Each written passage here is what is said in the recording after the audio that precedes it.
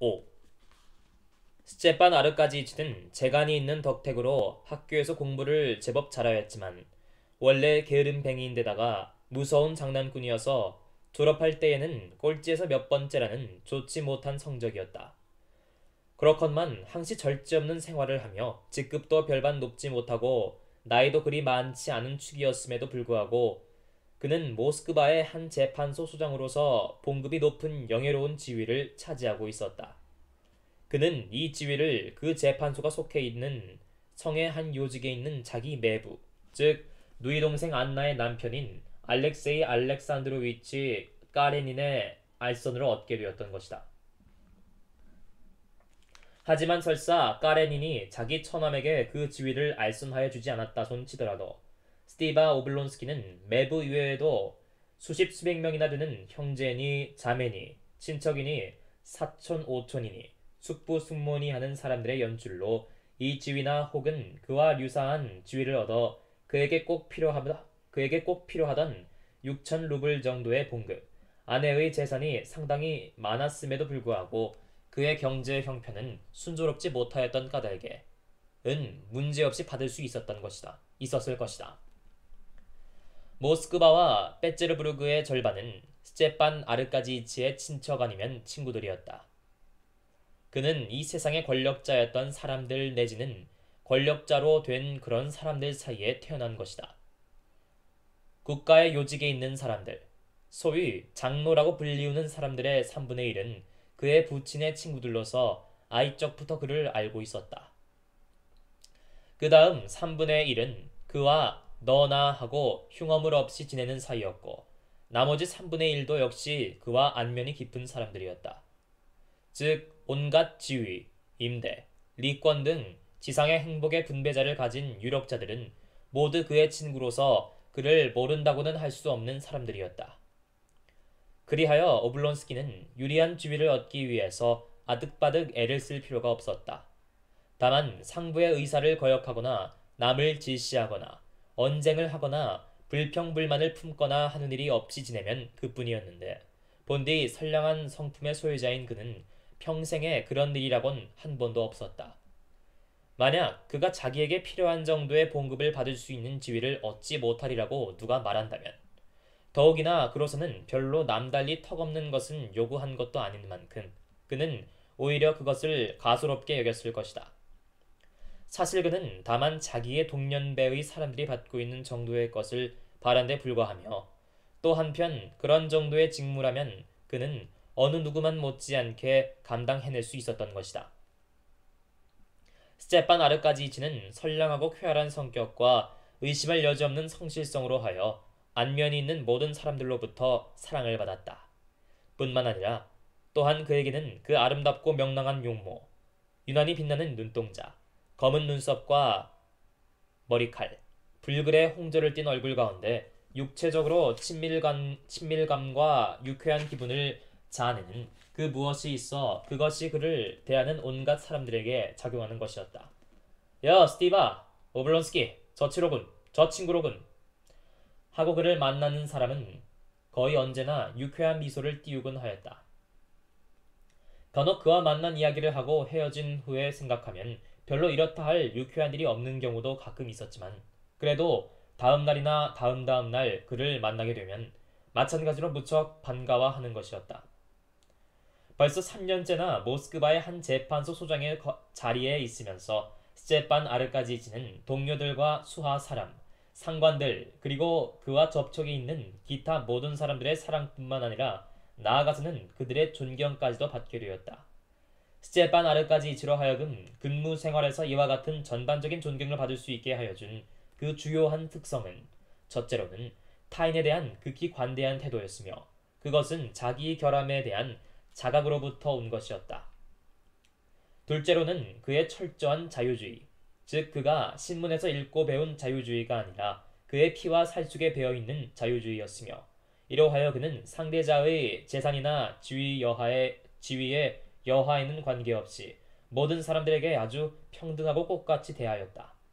실제로는 이것이 제일 중요한 점이지만 자기가 맡은 직무에 대하여 전혀 무관심하였으니 그 결과 어떤 문제에 진에 열중하여 과오를 저지른 일이 한 번도 없는 그것이었다. 자기 근무 장소에 도착하자 스테판 아르까지치는 그의 손가방을 받아든 공순한 수위의 수행을 받으면서 조그마한 자기 사실에 들어가서 관복을 갈아입고는 법정에 들어갔다. 서기와 속관들이 일제히 자리에서 일어나 명랑한 가운데도 정중한 태도로 인사들을 하였다. 스테판 아르까지치는 평소와 같이 총총히 자기 자리로 가서 동료들과 악수를 나누고 자리에 앉았다.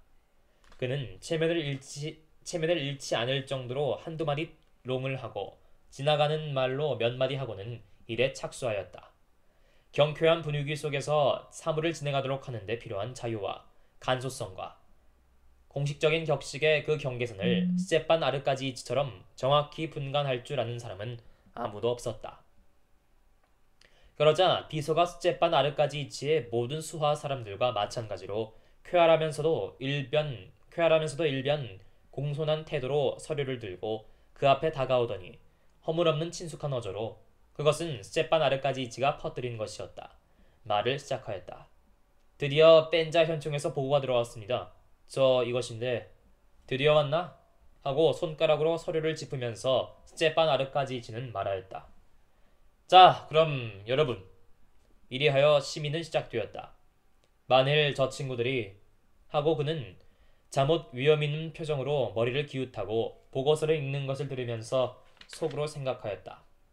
반 시간 전에 자기의 이 장관 나으리가 죄를 지은 장난꾸러기애처럼 옹송그리고 섰던 꼴을 보았더라면 그리하여 보고서의 낭독이 끝날 때까지 그의 눈은 줄곧 싱글싱글 웃음을 띄우고 있었다.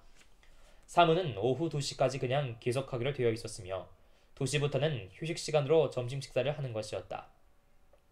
그런데 아직 2시가 채 되기 전에 법정의 큰 유리문이 벌컥 열리더니 웬 사람이 불쑥 안으로 들어왔다. 지리한 사무에 저기 실증이 났던 관원들은 이 불의의 침입자를 은근히 반겨하며 초성화 밑이나 삼명경, 짜리 시대에 관청 사무실에 놓았던 장식물, 뒤에서 일제히 문쪽으로 호기심에 찬 눈길을 던졌다. 하지만 문간에 서 있던 수위는 인차 그 침입자를 몰아내고 유리문을 탕 닫아버렸다. 서류의 랑독이 끝나자 스테판 아르까지치는 기지개를 켜며 자리에서 일어나 당시의 자유주의적 기풍을 본받아 법정 아님에도 불구하고 거리낌 없이 권련을 꺼내 물고는 자기 사실로 들어갔다. 두 동료 니끼찐이라는 근면가인 로갈리와 시종관인 그리네위치가 그와 함께 법정을 나섰다. 점심 후에 마저 끝낼 수 있겠지 하고 스테판 아르까지치가 말하였다. 끝낼 수 있다 뿐입니까? 하고 니끼찐이 대답하였다. 한데 그 포민이란 자는 이만저만한 사기꾼이 아닌 것 같군요. 그리네위치는 자기들이 지금 심려하고 있는 사건의 한 관계자에 대하여 이렇게 말하였다. 스테판 아르까지치는 그리네위치의 말에 이맛살을 찌푸리며 미리부터 시아비아 판단을 내리는 것은 좋지 않다는 것을 넌지시 암시하였을 뿐 아무런 대꾸도 없었다. 이제 들어왔던 건 누군가? 하고 그는 수위에게 물었다. 누군지 모를 사람이 온데 제가 잠깐 견눈을 파는 사이에 아무 말도 없이 막 뛰어들어 왔었지요. 각하를 만나 배웁겠다고요. 그래 제가 여러분들이 나오실 테니 그때 배우라고. 그 사람은 어디 있나? 아마 현관 쪽으로 나간 모양입니다. 방금 이제까지 여기서 서성거리고 있었는데죠. 아, 바로 저 사람이 왜다. 수인은 이렇게 말하면서 양피 모자를 벗지도 않고 석조 계단에 달아진 층층대를 재빨리 가벼운 걸음으로 달려 올라오는 곱슬곱슬한 턱수염에 어깨 쭉지가 쩍 벌어진 건장한 체구의 한 남자를 가리켰다. 때마침 아래층으로 내려가던 사람들 중 가방을 손에 든 빼빼 마른 한 관리가 주춤하고 그 자리에 서서 못마땅한 듯 달려 올라오는 사람의 발밑을 흘겨보더니 이어 오블론스키에게 의아적인 시선을 돌렸다. 스테판 아르까지치는 계단 위에 서 있었다. 제복의 찬란한 금색 무늬로 하여 환히 빛나는 그의 호인다운 얼굴은 달려 올라온 사람을 알아보자 한결 더 즐거운 빛을 띠었다. 아니나 다를까 레윈 드디어 나타났네 그려. 자기에게 다가오는 레윈의 모습을 바라보면서 그는 친밀한 가운데도 약간 비꼬는 듯한 미소를 띄우며 말하였다. 자네가 이런 악의 소굴로 나를 찾아올 용기를 내다니 이게 대체 어떻게 된 일인가? 하며 스테판 아르까지치는 악수를 하는 것만으로는 부족하여 자기 친구와 입을 맞추었다. 올라온 지 오랜가? 아니, 방금 도착하는 길이야. 그런데 자네를 꼭 좀 만나보고 싶어서. 어쩐지 어색해하면서도 한편 성난 듯하고 침착치 못한 눈초리로 두리번 주위를 살펴보며 레위는 대답하였다. 하여튼 내 방으로 가세. 남달리 자존심이 강하고 매사에 격하기 쉬운 이 친구의 잘 수집어하는 성미를 잘 알고 있는 스테판 아르까지치는 이렇게 권하였다. 그리고는 마치 무슨 위험 속을 헤집고 나가기라도 하는 듯이 친구의 손을 끌고 안으로 들어갔다. 스테판 아르까지치는 자기와 안면이 있는 거의 모든 사람들과 너, 나 하고 지내는 사이였다. 60이 다 된 노인이건 21팍의 젊은이건 또 상대자가 배우이건 대신이건 상인이건 혹은 시종장관이건 그것은 매일반이었다. 그리하여 그가 너나 하고 지내는 사람들의 대다수는 사회적 계층의 두 극단에 처해 있었으며 따라서 만일 그들 자신들이 오블론스키를 통하여 무엇인가 호상 공통되는 점을 가지고 있다는 것을 알게 된다면 몹시 놀랐을 것이다. 그는 같이 샴팡주를 마신 사람이라면 누구나 하고 너, 나였던 것이다. 그런데 그는 누구하고나 같이 샴팡주를 마시었다. 그러므로 그는 부하들이 있는 자리에서 자기의 소위 남 부끄러운 너, 나 친구들. 그는 자기 친구들 중 많은 사람들을 롱잡아 이렇게 불렀다. 과 만나게 되는 경우에는 자기의 독특한 재치로서 부하들이 그런 불쾌한 인상을 덜 느끼도록 꾸며나가는 솜씨를 가지고 있었다. 그렇다고 해서 레위는 이런 남부끄러운 너나 친구는 아니었지만 워낙 유달리 촉기 빠른 오블론스키는 마치 자기가 부하들 앞이라 해서 그에 대한 친밀감을 표시하기를 꺼려나 하는 것처럼 레윈이 생각하고 있다는 것을 감쪽한 까닭에 부랴부랴 그를 자기 방으로 데려들인 것이었다. 레윈은 오블론스키와 거의 동년배로서 그와는 한갓 샴팡주를 같이 마신 정도의 너나 사이가 아니라 훨씬 더 다정한 친구였다. 레윈은 젊은 청년 시절부터 그의 하구이자 친근한 벗이었다. 그는 성격이나 취미가 각각 달랐음에도 불구하고 소시적에 사귄 동무들이 그러하듯이 서로 사랑하고 있었다.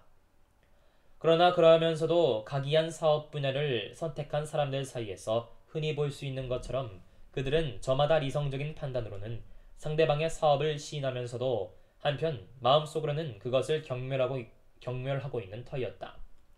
그들에게는 각각 자기 자신의 생활이야말로 참다운 생활이고 동무의 그것은 한갓 활용에 불과한 것으로 생각되었다. 오블론스키는 레윈을 볼 때마다 가벼운 비양 섞인 미소를 금할 수가 없었다. 벌써 여러 차례나 오블론스키는 시골에서 모스크바로 올라온 레윈의 모습을 보아왔다. 한데 레윈이 그 시골에서 무엇인가 하고 있는 것은 분명하지만 도대체 그것이 무슨 일인지 스테판 아르까지치는 여태껏 딱히 알지도 못했거니와 또 거기에는 별반 흥미도 느끼지 않았다. 레윈은 언제나 흥분하고 조급한 기색으로 그러면서 약간 어색해할 뿐만 아니라 그 어색한 감에 스스로 화가 나는 듯한 태도로 대개는 사물에 대한 전혀 새로운 기발한 견해를 가지고 모스크바로 올라오곤 하였다. 스테판 아르까지치는 그것을 비웃었으며 일변 친구의 이런 점을 귀엽게도 생각하였다.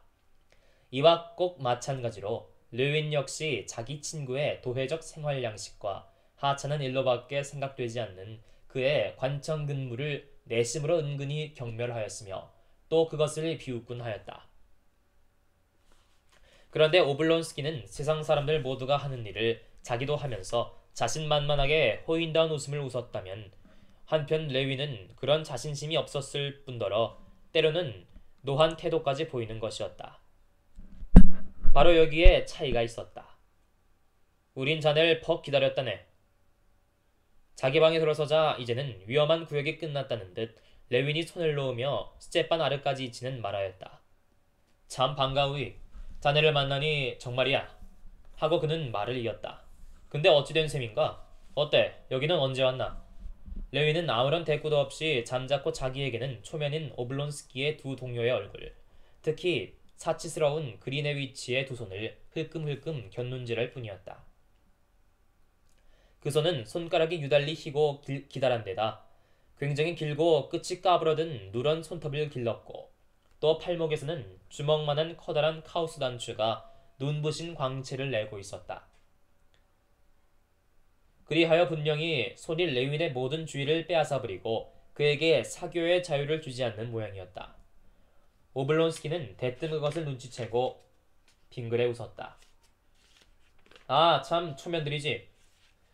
하고 그는 말하였다. 내 동료 필리프 이와니치 니키친과 미하일 스타니슬라위치 그르네위치야. 그리고는 레윈을 가리키며 이분은 지방자치회의 신진활동가로 한 손에 5부대, 한 부대는 약 16kg를 쳐드는 체력가요. 목축가의 수렵가인 나의 친구 콘스탄진 드미트리치 레윈인데 저 세르게이 이와노위치 꼬즈니쉐브의 계시요 하고 소개를 하였다. 아, 그러십니까? 참 반갑습니다. 로갈리는 이렇게 한마디 하였다. 저는 백시 세르게이 이와니치를 알고 있었지요. 하고 손톱을 길게 기른 가냘픈 손을 내밀면서 그린의 위치는 말하였다. 레위는 얼굴을 찌푸리며 무뚝뚝한 태도로 악수를 하고는 곧 오블론스키 쪽으로 돌아섰다. 그는 전 러시아의 명성이 자자한 문필가인 자기 의붓형을 몹시 존경은 하였지만 그러면서도 남들이 자기를 대하는 데 있어 콘스탄친 레윈으로 대하지 않고 유명한 형 꼬즈느이쉐브의 동생으로 대할 때에는 참을 수 없이 불쾌해하는 것이었다. 아니, 난 이미 지방자치회의 활동가가 아니야. 회원들과 한바탕 싸우고 나서 이제는 회의에도 나가지 않으니까. 이렇게 그는 오블론스키를 바라보며 말하였다. 아니, 벌써부터? 하고 빙그레 웃으며 오블론스키는 말하였다. 근데 어째 그랬나? 무슨 이유로? 복잡한 사연이 있어. 나중에 천천히 이야기하지. 하고 레위는 얼버무리더니 이내 즉석에서 그 사연이라는 것을 이야기하기 시작하였다. 저 간단히 말한다면 말이지 지방자치회의 활동이란 게 도대체 유명무실한 것이고 또 그런 게 있을 수도 없다는 걸 내가 확신했기 때문이라네. 하고 그는 마치 누가 당장 자기를 모욕이라도 한 듯이 격한 어조로 말을 꺼내었다. 한편으로 말하면 그건 애들 장난이지. 의회를 흉내내는 유치한 장난이란 말이야. 한데 난 그런 장난을 하며 흥겨워할 만큼 애숭이도 아니고 또 그렇게 늙은이도 아니거든. 또 한편으로 말하면 그는 잠깐 말을 끊었다. 그건 지방당파들의 돌량 깨나 벌기 위한 수단이거든. 종전에는 감시원이니 재판소니 하는 게 그랬지만 이제는 지방자치회가 바로 그런 게거든. 차이는 다만 뇌물의 형태로가 아니라 봉급이란 형태로 공돈을 타먹고 있는 그 점뿐이지. 이렇게 그는 마치 동석하고 있는 사람들 가운데서 누가 자기 의견을 반박이라도 한 것처럼 열을 올리며 말하였다. 자넨 또 새 발전 단계에 들어선 모양이네 그려. 이번엔 보수적 단계인가? 하고 스테판 아르까지치는 말하였다. 하지만 그런 이야기는 두었다 나중에 하세. 그래, 나중에 하지. 그건 그렇고 실은 자네를 꼭 좀 만나야 할 일이 있어서 왔는데 하고 그리네위치의 손을 밉살스럽게 흘겨보면서 레위는 말하였다. 스테판 아르까지치는 보일락말락 웃음을 띄웠다. 근데 자네 어떻게 된 셈인가?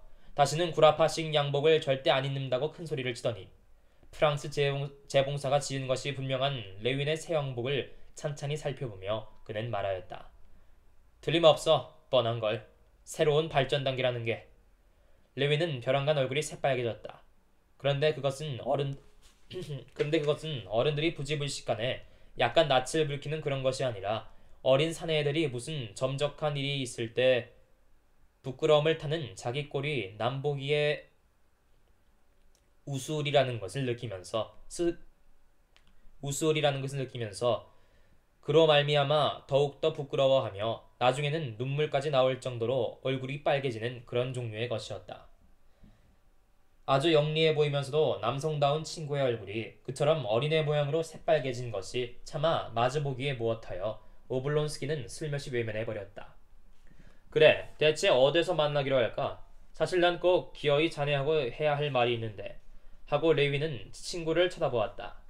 오블론스키는 잠깐 무슨 생각을 하더니 이윽고 대답하였다. 그럼 이렇게 하세. 구린네 집에 가서 같이 점심이나 하면서 천천히 이야기하지. 난 3시까지는 한가한 몸이니까. 아니야 하고 잠깐 생각하고 나서 레위는 대답하였다. 난 이제 또 다녀와야 할 때가 있어서. 그래. 그럼 저녁 식사나 같이 하기로 하지. 저녁 식사라. 한데 나는 사실이지 난 별로 큰일이 있는 건 아니야. 그저 두어 마리 하고 물어보면 그만이거든. 자세한 이야기는 두었다 천천히 하기로 하고. 그렇다면 그 두어 마디를 이제 말하게나. 자세한 말은 저녁 식사 때 듣기로 하지. 그 두어 마디란 말하자면 이런 건데 하고 레위는 말하였다. 하지만 별로 큰일은 아니야. 레위는 불시에 성난 듯한 표정을 지었다. 그것은 부끄러운 마음을 억누르려고 안간힘을 쓰는 데서 온 것이었다. 슈르바츠키네 집에서는 어떻게들 지내고 있나? 모두 여전한가? 하고 그는 물었다. 레윈이 자기의 처제 끼찌를 연모하고 있다는 것을 벌써 오래전부터 알고 있은 스테판 아르까지이치는 눈에 띨락말락 미소를 지었다. 그의 눈에는 유쾌한 빛이 흘렀다. 자넨 2마디면 된다고 했지만 난 2마디로는 대답을 못하겠는걸. 왜냐하면 잠깐 실례하겠네. 때마침 비서관이 정중하면서도 격식을 차리지 않는 허물없는 태도로 서류를 들고 들어와 오블론스키 얘기로 오더니 질문의 형식으로 무엇인가 곤란한 문제를 설명하기 시작하였다. 비서관이란 모두 그런 법이지만 그의 태도에도 사무적인 지식에 있어서는 자기 편이 장관보다도 한 수 우위라는 그런 일종의 겸손한 우월감을 엿볼 수 있었다. 스테판 아르까지치는 비서관의 말을 끝까지 듣지 않고 부드러운 태도로 자기 손을 비서관의 팔소매 위에 얹었다. 아니, 내가 말한 그대로 해주시오. 하고 그는 가벼운 웃음으로 자기의 지적인 예리성을 덜면서 말하였다. 그리고는 그 사건에 대한 자기 연애를 간단히 설명한 후 서류를 밀어놓으며 보태어 말하였다. 바로 그런 방향으로 해주시오. 그렇게 말이오. 자알은 이치겠지. 비서관은 무색하여 낯을 붉히며 물러갔다. 레위는 비서관이 들어와서 문의하는 사이에 산란하던 마음을 완전히 가라앉히고 두 팔로 의자 등에 기대고 서서 조롱하는 눈길로 두 사람의 거동을 주시하고 있었다. 알 수가 없군. 모를 일이야. 하고 그는 말하였다. 무얼 자넨 모르겠단 말인가? 여전히 유쾌한 미소를 띄운 채 권련을 꺼내물면서 오블론스키는 물었다. 그는 이제 레윈의 입에서 무슨 기발한 말이 튀어나오려니 기다리고 있었다. 난 자네들 하는 일을 이해할 수가 없단 말일세. 하고 어깨를 으쓱해 보이며 레윈은 대답하였다. 어떻게 자넨 정신이 멀쩡해가지고 그런 일을 하고 앉아있을 수 있느냐 말이야. 그건 어째서? 할 일이 아무것도 없는 모양이지. 자넨 그렇게 생각하지만 우리 일이 태산같이 쌓여있다네. 종이장하고 씨름하는 일이지. 하긴 그래. 자네야 이 방면에 소질이 있으니까. 하고 레위는 한마디 보태었다. 그럼 자네 생각엔 내가 남보다 무엇 부족한 게 있단 말인가? 어쩌면 그럴는지도 모르지. 하고 레위는 말하였다. 하지만 여하튼 난 자네의 그 위대한 모습에 감복을 금할 수가 없네. 그리고 자네와 같은 위대한 인물을 친구로 삼고 있다는 걸 자랑으로 생각하고 있지. 그건 그렇고 자넨 내가 물은 것에 대해선 대답을 안 하는가? 이렇게 그는 그야말로 필사적인 노력으로 오블론스키의 눈을 면바로 쳐다보면서 말하였다. 좋네 좋아. 이제 좀 지내보게나. 자네 역시 그렇게 되고 말 테니. 자네야 좋을 테지. 까라진스키 군의 토지가 3,000경보다 더 있겠다. 게다가 그런 름름한 체구와 또 12살 난 기집애처럼 순진한 마음씨를 가지고 있으니까. 그렇지만 자네도 어차피 우리 축에 끼우게 된다네. 그리고 난 참 자네가 물은 그 일인데 별다른 변화는 없다네. 다만 자네가 그렇게 오랫동안 나타나지 않은 게 유감일 뿐이지. 그건 어째서? 하고 놀란 듯이 레위는 물었다. 아니 뭐 별일은 아니야. 하고 오블론스키는 대답하였다. 후에 이야기하세. 근데 자네 대체 무슨 일로 올라왔나? 아니 그것도 두었다가 나중에 이야기하자고. 또다시 귓불이까지 새빨개지면서 레위는 어름어름 말하였다. 아 그래 알만하군. 하고 스테판 아르까지치는 말하였다. 그런데 여보게 실은 자넬 집에 초대하고 싶지만 처가 요새 몸이 좀 편치 않아서 그러네. 한데 말이야 만일 그 집 사람들을 만나보고 싶거든 오늘 4시와 5시 사이에 동물원에서 만날 수 있을 거네. 끼찌가 스케이트 타러 오거든. 그러니 거기 찾아가 보게. 나도 후에 들리지. 그 다음 어디 식사나 같이 하러 가세. 참, 그게 좋겠군. 그럼 거기서 만나세. 여보게, 틀림없겠지? 약속을 잊어버리거나 언제처럼 시골로 뺑소니를 쳐서는 안 되네.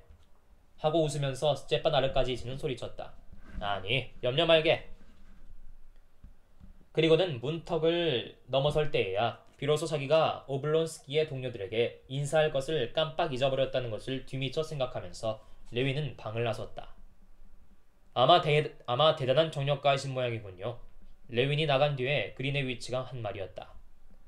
그럼 하고 고개를 끄덕이며 스제반 아르까지치는 말하였다. 참 행운하지. 까라진 스키군에 토지가 3,000정보나 더 있겠다. 전도가 양양하겠다. 또 얼마나 씩씩하오. 우리네하고는 영 문제가 다르다니까. 아니, 소장님 신세에 또 무엇이 부족해서 그러십니까? 글쎄, 일이 더러워서 영 좋지를 못해. 하고 땅에 꺼지게 한숨을 내쉬며 스제반 아르까지치는 투덜거렸다.